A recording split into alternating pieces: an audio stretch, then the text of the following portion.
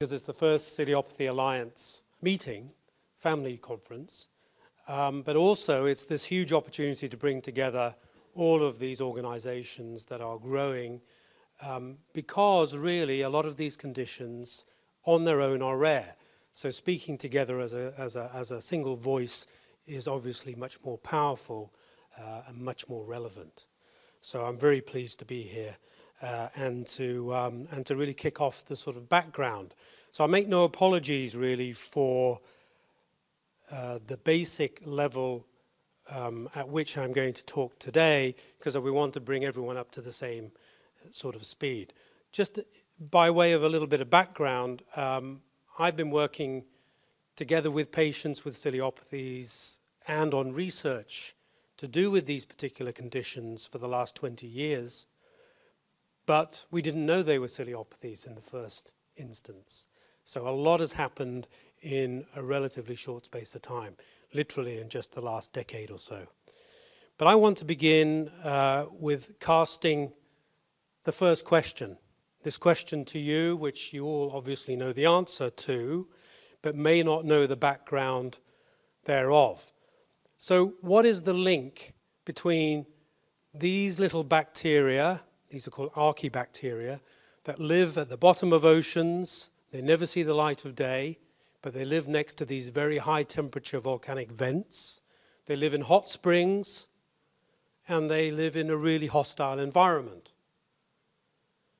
There is also this particular organism called a tetrahymena. Are we able to turn the lights off at the front a little bit? It's got lots of little hairs on its surface, and it lives in ponds. There's a fly here. In this case, it's a fruit fly. And something else that lives at the bottom of the ocean, a sea squirt. And you'll be more familiar with our friend the frog here, a number of mammals, a mouse, an ox, humans obviously, fish, birds, worms. Has anyone noticed anything missing from these in terms of types of organisms? Well, there are no plants on there, okay? But the common link here is cilia. Plants have done away with the need for cilia, but everything else on this planet has cilia. So we have to cast ourselves back about 350 years to this chap. He's a Dutch merchant called Anthony van Leeuwenhoek, and around 1657 he described the first little organisms that have cilia or flagella, and I'll describe that in just a moment. But he was a prodigious, in his spare time, grinder of lenses, as you do. If you've got any spare time this weekend, grind yourself a lens. And he made this little first microscope, one of the first microscopes. And it's with this that you hold it up to the light, and he placed a little drop of a raindrop on that, and also a little drop from a pond as well. Held it up to the light, looked through, and saw these little organisms for the very first time, including blood cells, bacteria, and so forth, which he called animalcules. And so he was really the first person to ever see a ciliated organism, really. And so I brought with me my cilia. So I've bought, this is a cell that I might have taken from my nose, or one of your nose. And out of the top of it are a whole bunch of these little frond-like things called cilia. But it could equally be a bacteria. If I take out some of these, and you just got the one tail, that could be a bacterium, okay? Or if I put in two, might be an alga, okay? Of course, the astute of you in the audience will realize this isn't actually a cell or a bacterium or an alga. It's my mum's air freshener, which she doesn't know I've nicked to be here today. But that's the analogy. So I want to just move on and show you, if this movie works, the purpose of these cilia, or at least some of these cilia. So these are actually artificial cilia, but they're showing very nicely. I'll just do that again. If you have a look here, this horrible white mucusy stuff is being moved along by these cilia. They're actually propelling all of these fluids. So as we know, we have these obviously in our lungs, in our windpipe, and it's there to move fluid around. I've also mentioned that bacteria, such as E. coli, nasty E. coli, that normally we carry in our guts and normally we're happy with, also have tails on them, called flagella. So I'm using the term flagella and cilia interchangeably here. And they have very elegant mechanisms that allow them to move.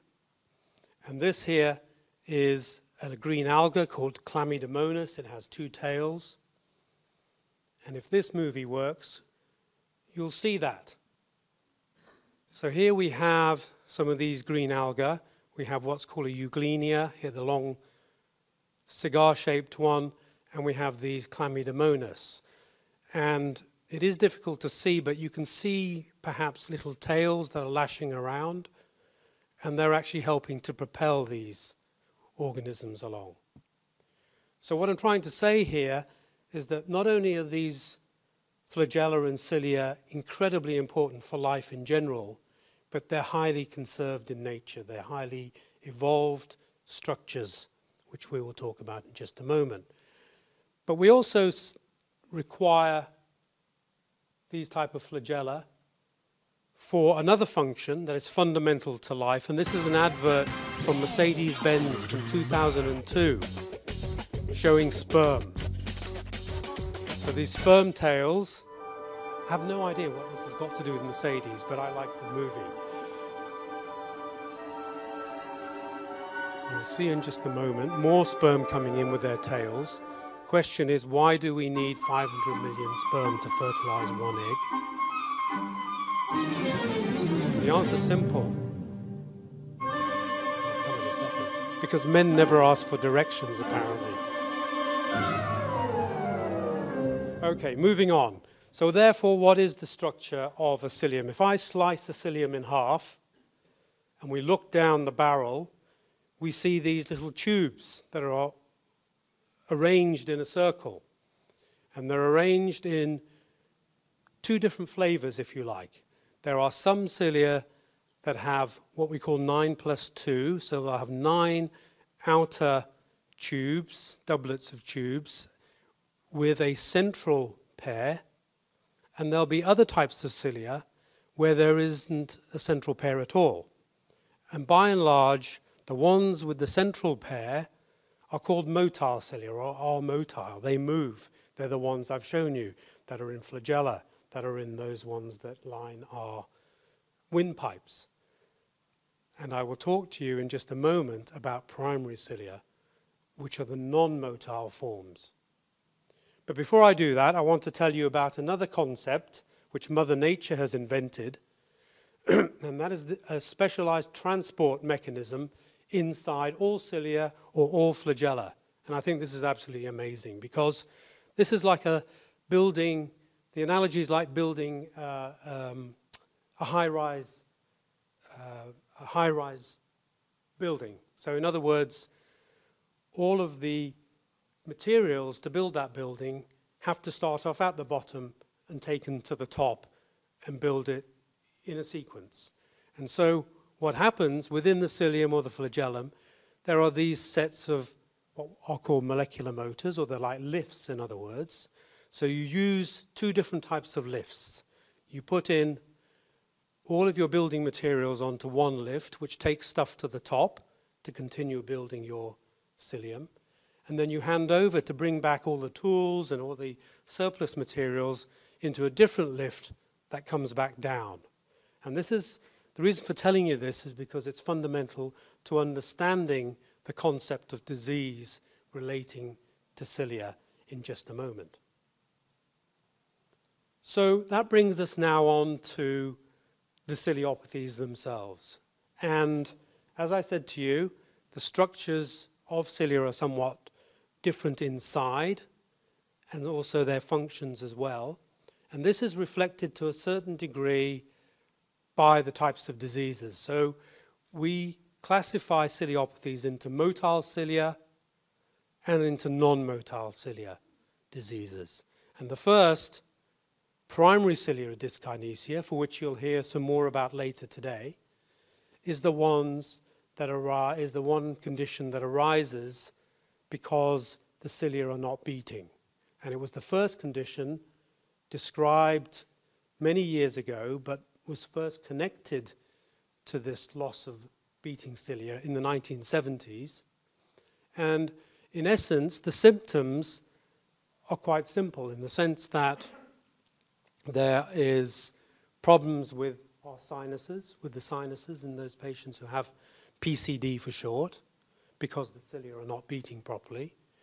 There is an increased susceptibility to respiratory infections, to lung infections, because again, the cilia that line the trachea and the lung bronchi are not beating quite so well. So they're not clearing that mucus.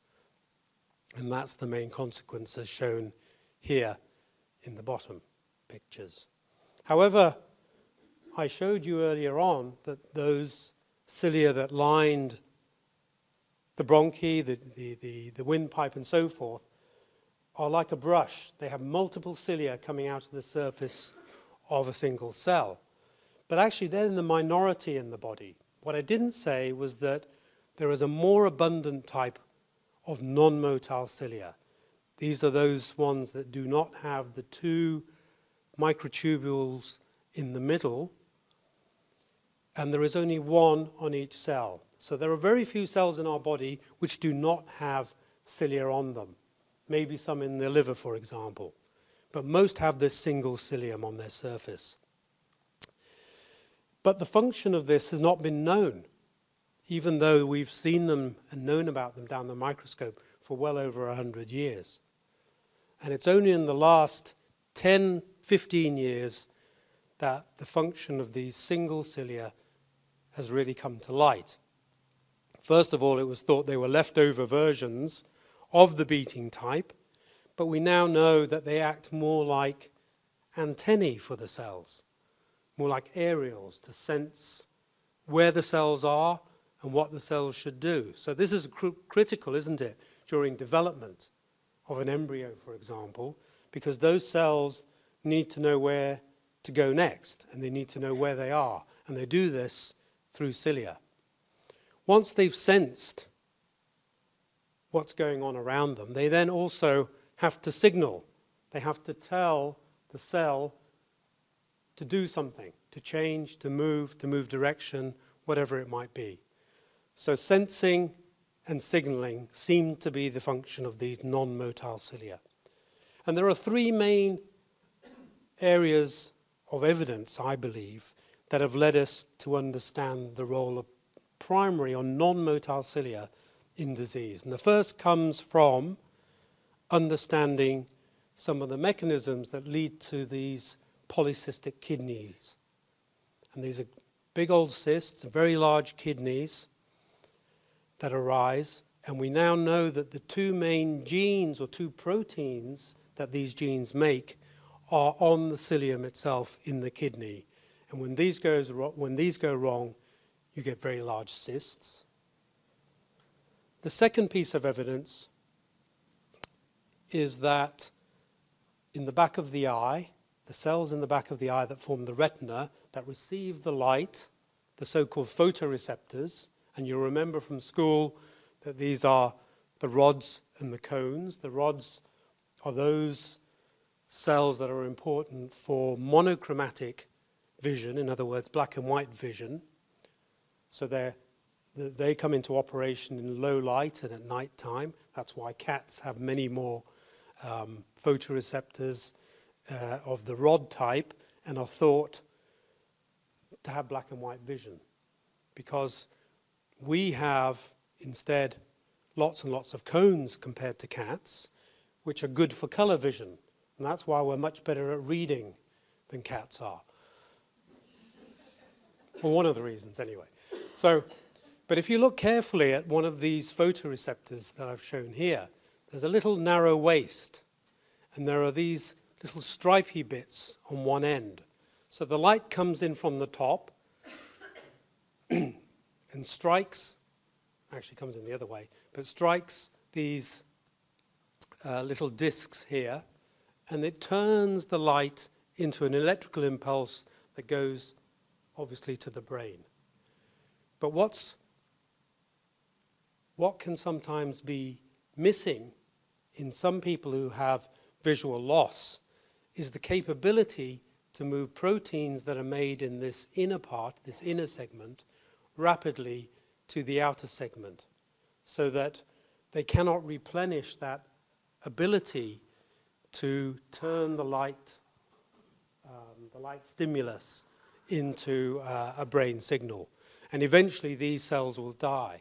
And we know that it's these molecular motors, the ones, the lifts that I talked to you about, if they're disrupted in any way, this will lead to disruption of the eye function. Now the third, and I find probably one of the most fascinating questions, is around this issue of what's called asymmetry.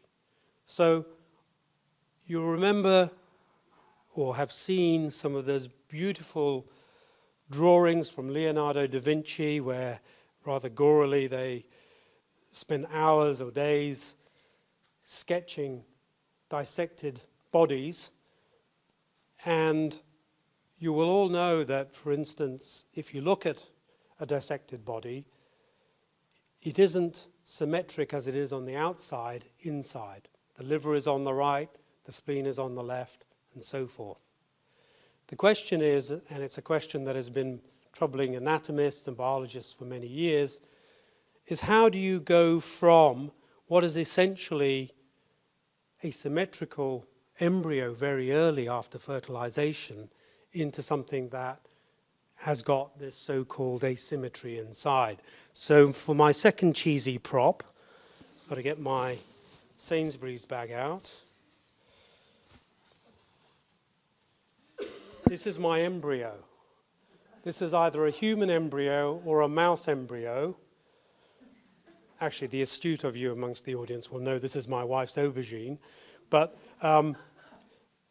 this is, for all intents and purposes, what an embryo looks like a few days after fertilization, okay? But the key notion is that by looking at it, there's a top and a bottom, but there's no left and a right, and there's no front and a back. But after about 24 hours of development, this will turn. And so for 99.9% of humans and other organisms on this planet, we will end up with a situation where our liver's on the right, spleen's on the left, and so forth. And what the underlying phenomenon that was discovered is that at the bottom of my aubergine embryo, there is a little pit called a node. And you can see that here in the image on the left-hand side. And in the bottom of that node, there are special cells that have cilia on them that are spinning. And they're spinning around in such a way that was worked out in the late 90s by a very clever Japanese group, that what happens, if this works, now this is a stylized cartoon of that little pit, that node, and these cilia that are twirling. And what they essentially are doing, because they twirl in the same direction, they are setting up a sort of concentration gradient. So they're moving a lot of substances to one side, to the so-called left-hand side. That's what that movie was showing. So in other words, it's at this particular point, when some substance builds up on the left-hand side, which is greater than on the right-hand side, and it triggers, it provides the initial trigger for that embryo to start turning. And we now know that that leads to this situation where we have our liver on the right, our spleen on the left, and our heart, some say, is slightly to the left, but it's actually more or less in the middle. However, If this is disrupted in any way, this process of turning, then you may, if you're lucky, end up with a complete mirror image called situs inversus totalis. So all your organs are twisted the other way around. So 1 in a few thousand people will have that, and there won't be a problem. However, it's if this doesn't complete, then you end up with lots of problems. And often these manifest as heart problems. And many of you, particularly the James Bond aficionados amongst you, may be pleased to remember that Dr. No avoided certain death from James Bond's bullet by virtue of the fact that he had situs inversus. So his heart was on the wrong side. And if you're not and for the more mature ladies amongst the audience who may be not into James Bond, rumor has it, Donny Osmond also has his heart in the wrong place. So why are these important? Well, overall these conditions are debilitating, incapacitating, but they're also relatively common. So we talked about autosomal dominant polycystic kidney disease, or touched on it earlier on. That can be as common as 1 in 500 people, 1 in 800 people. So collectively, ciliopathies are relatively common. And we may be able to inform more common diseases as well. Weight gain, diabetes, and so forth. And launch straight into one disease that we've been interested in for a number of years, which we didn't know was a ciliopathy to start with, but it has given us a lot of insight into how cilia are working in disease. And this is Bardet-Biedl syndrome. In fact, in this very room, we held the Bardet-Biedl syndrome meeting just a few weeks ago. Now, these patients, when they're born with this inherited condition, usually have normal vision, but within the first few years will start to develop night blindness. And over the ensuing 10 to 15 years, will lose most of their vision by day. These patients also have learning difficulties, propensity to put a lot of weight on. Most are born with extra fingers and extra toes. Many will have infertility and some genital problems, and also kidney dysfunction, kidney malformations, and cysts in the kidneys. And we now know there are many, many genes for Bardet-Biedl syndrome. There are around 17 or so. And we found the first gene for this back in 2000, but again, as I say, we didn't know anything about what these genes were doing. As you know, genes make proteins. We didn't know what the protein was doing until we came across this family who used to come to my clinic for many, many years, these 3 brothers who have Bardet-Biedl syndrome. And it was the observation that in the oldest brother here, who sadly has passed away recently, we noted that he had all his organs on the other side. So he had extra fingers. He, like his brothers, were blind. They had kidney problems. And this chap had all his organs on the other side.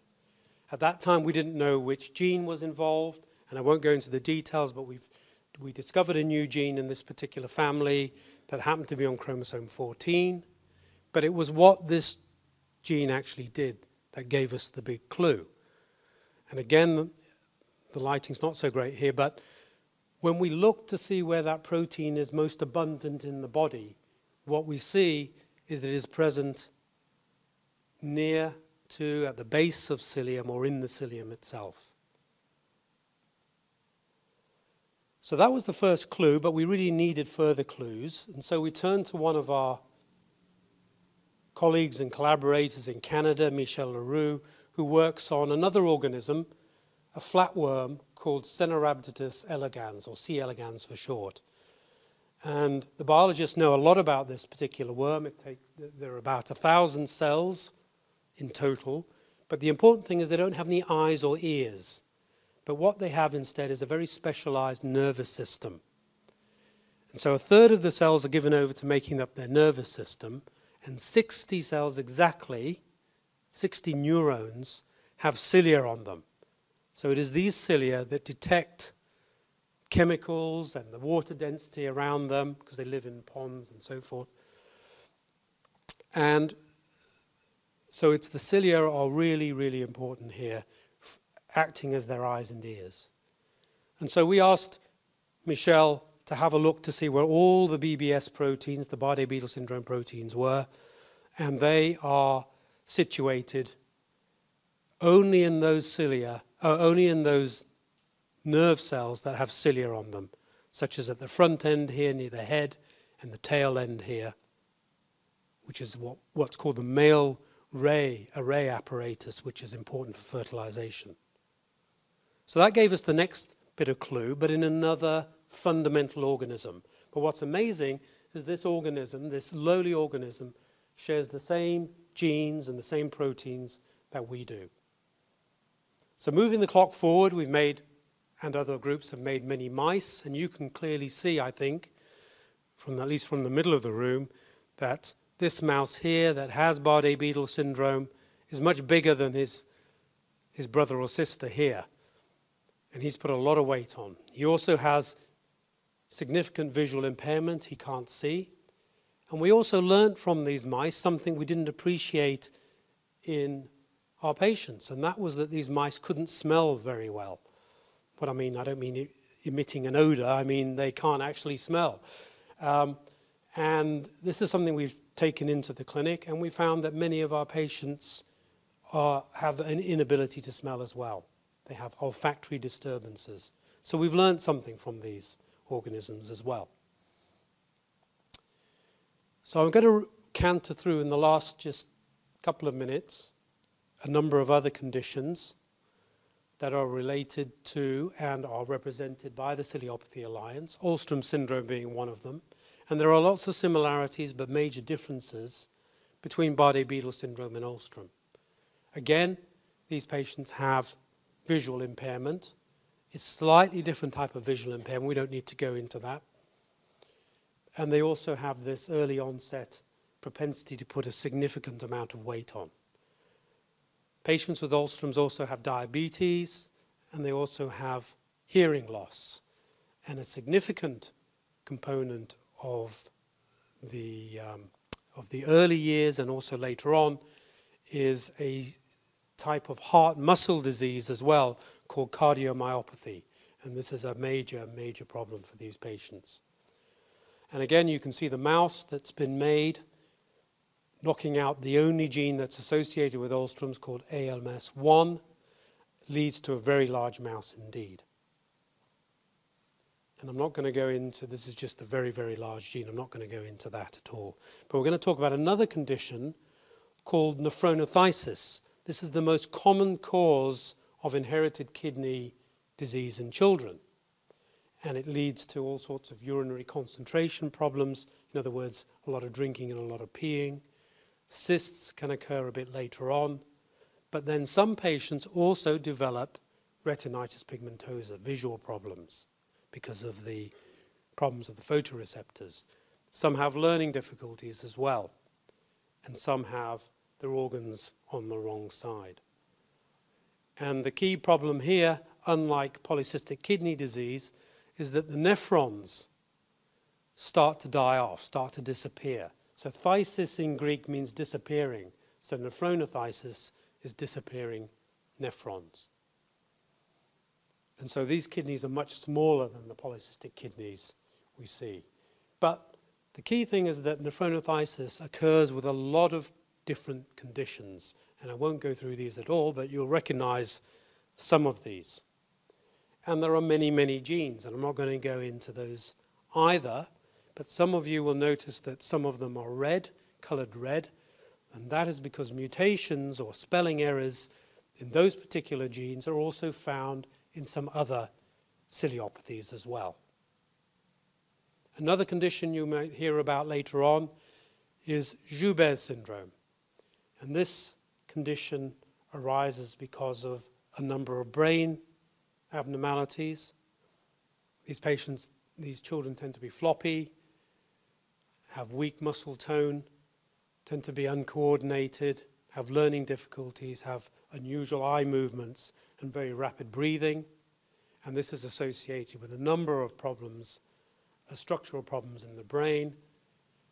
Some patients have cysts in their kidneys, some patients are born with extra fingers and extra toes. So you begin to see the pattern. And the doctors look for, when they're looking in the brain scan, a particular telltale sign called the molar tooth sign. So it's just because this here looks like a molar tooth. And again, a number of genes have been now, this is out of date, this slide, but there are a lot of genes associated with Joubert's syndrome, and a lot of them are shared with other ciliopathies as well. And that's one of the questions we don't really know the answer to, is why should spelling errors or mistakes, mutations in one of these genes called Joubert's syndrome, and yet the same gene fault might cause a different condition, such as this one called Meckel syndrome. So I'll give you a health warning about the next slide because it's rather gory. But Meckel syndrome is like the severe end of the spectrum for ciliopathies, because all Meckel syndrome cases will die. They will be lethal around birth, before birth, or just after. But what you will see, and this is incredibly valuable to us to help us to understand, such postmortems help us to see, for example, these cysts in the kidneys, situs inversus, the liver's actually across the middle here, extra fingers and extra toes, and so forth, and some brain anomalies as well. Many genes for Meckel's again, and again you can see they're shared with Bardet-Biedl syndrome, with Joubert syndrome, and so forth. And another condition, I won't dwell on this, but you get the idea, affects only males this time, because it's, sorry, affects only females because it's lethal in males. So these patients have problems with their tongue, with the shape of the face, and they also have extra fingers, extra toes, and so forth. So we asked the question a few years ago as to how many ciliopathies might there be out there, given we now have this sort of pattern to follow. So we looked at some of the databases out there, and the answer is we think there are over 100 ciliopathies, for which about a third have now been associated with a particular gene. So there's quite a bit of work yet to do. But one of these, Jeun's asphyxiating thoracic dystrophy is the mouthful name, Jeune syndrome, has given us a clue into a whole new area of disease. And that is involving the skeleton. So these children, again, it's a rare, very rare condition, but these children often die within the first year of life because they have very constricted small rib cage, as you can see for this young lady who thankfully has survived, and she has very short ribs. And these children will have respiratory problems because the lungs haven't developed properly. They also have short limbs or short arms and legs perhaps. Many are born with extra fingers and extra toes. Some will have kidney cysts, and some will have retinal problems, will have visual problems. And so a few years ago we found the first gene in 3 particular families, and this particular gene is called IFT80, and it gives rise to a protein which is part of that intraflagellar transport system I told you about. And I'll elucidate on that in just a moment. But when we look at this particular protein and ask ourselves where is it, we again see it in the cilia. So in fact it's all along the cilia. This is what the green signal is along here. And to show you in a very close-up of this is an electron microscope picture of a cilium, and you can see those tubules I told you about running along the middle here.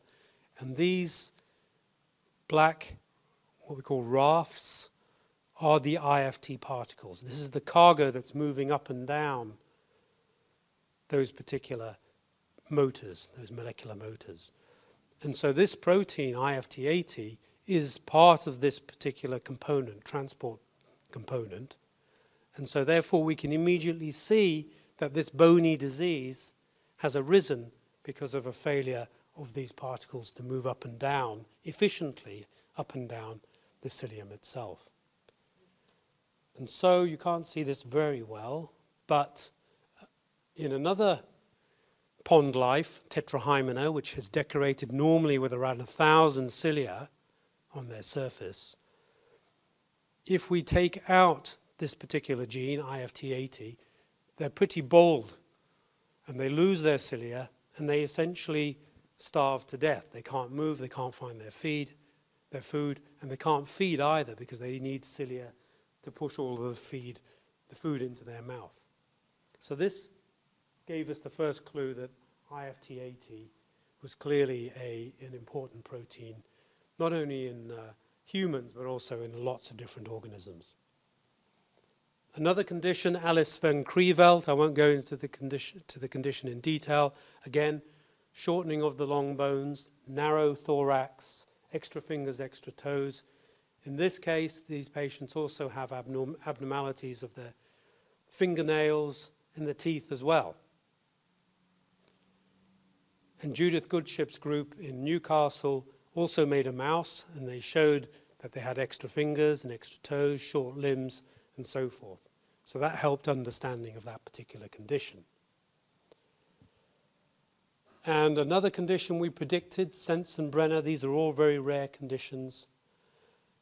We predicted this would be another ciliopathy, and we showed that it was the second IFT gene, IFT122, in which there were mutations discovered. And this leads to this sort of misshapen skull. They have kidney problems. Again, they have problems of the liver, damage to the nails and teeth again, and unusual calcium levels in the blood. So I've run through very quickly just a number of ciliopathies to give you a flavor, but I want you to really, if anything, take home the messages here in this final slide, and that is cilia are everywhere in our body. They seem to be everywhere around us as well. Particularly important in the brain for moving all the fluid, the cerebrospinal fluid around. And if they fail there, you end up with water on the brain. We've heard about the consequences of respiratory cilia failure leading to primary ciliary dyskinesia. Cilia in the kidneys, if they fail, lead to cysts in the kidneys. Infertility in either the oviducts, the tubes coming from the ovaries, or in the testes themselves. And more recently, we've discovered their involvement of cilia in bones, in rib formation, and obviously in dictating extra fingers as well. There are many, many people to thank here, and I'm not going to single anyone out. Many of them are listed here. And we're very grateful to the Bardet-Biedl syndrome, the LMBBS Society, for their contribution over the years, because without their contribution and patients' contributions to research, none of this work that I presented to you today would be possible. And I leave you finally with this cartoon, because you know when you start to see cartoons in magazines or on the internet and so forth, that area has really matured and has come to life. So without further ado, I thank you. I'm happy to take a few questions. Thank you.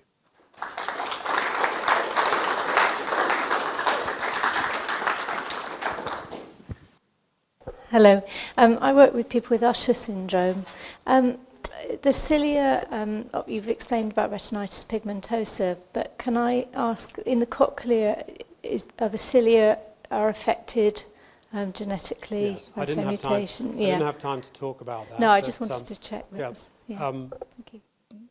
With the help of Dan Jagger, we first showed the importance of the cilia in the cochlea, and these are different types of cilia. So I haven't got a picture of it, but in the cochlea itself, there are something called stereocilia.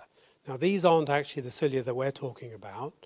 They are bundles that respond to the sound wave as they move along. However, there is a single cilium, a non-motile cilium, that occurs early during development, correct me if I'm wrong, Dan, that does help to direct the formation of these stereocilia. And so therefore, clearly they're important not only for development, and they may be also important for the maintenance of hearing. We're not entirely sure there, but surely they are there for the development of hair cells.